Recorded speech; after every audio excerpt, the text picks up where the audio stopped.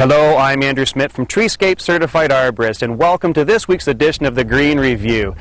As homeowners, many of us have trees that either lie right on our property line or close to it, whether it's our tree or our neighbor's. And now at some point, something's going to happen, and this tree is going to have to either be considered for removal or to have something pruned on it. And some of the situations that we might have to consider this for are a hazardous situation, perhaps a cracked branch that's in jeopardy of falling on a house, perhaps excessive leaf litter or a nuisance tree that might be unsightly.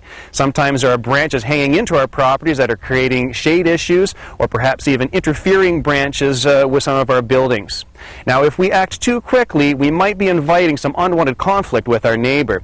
So how do we avoid some of this conflict? Well, the first thing we want to do is identify the property line, and we want to figure out where that trunk space actually fits on that property line. And if any part of that trunk space lies on that line, then it's considered a co-owned tree, so 50-50 ownership.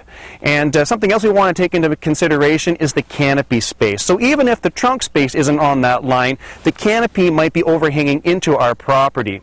And when that does happen, there are certain rights that we have in taking care and maintaining that tree that's on our side. So what are these rights? Well, we can remove anything that's hanging over our property without causing irreparable damage to the rest of the tree. And the best way of ensuring that this happens is to consult with a reputable certified arborist to get some advice on what and how much can be pruned or removed. Now, on the flip side of this, if your tree has been damaged by your neighbor, an arborist can also assess the damage that has been done and even calculate a monetary evaluation of the tree. Now, regardless of your rights, it's best to approach your neighbor and try to find a solution that works for everyone. Perhaps even consider cost sharing. Never assume that your neighbor will appreciate what you propose to do to the tree. You may see a nuisance, but they see things such as privacy, shade, wildlife habitat, environmental contributions, as well as sentimental value. Now, if it's not possible to find a mutual resolve, you might want to contact your local bylaw enforcement officer to get some assistance in finding a solution.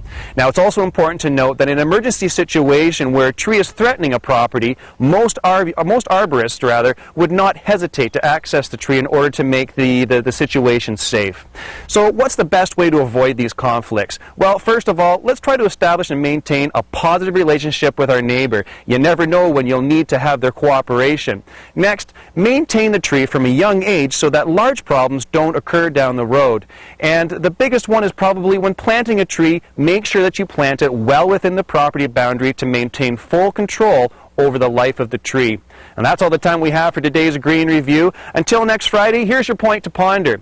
People who plant trees become healthier, better looking, richer, and have more friends. All right, well, maybe I'm stretching this one a little bit, but hey, plant a tree and find out. We'll see you next week. I'm Andrew Smith. The Green Review is brought to you by Treescape Certified Arborists. We bring trees to life.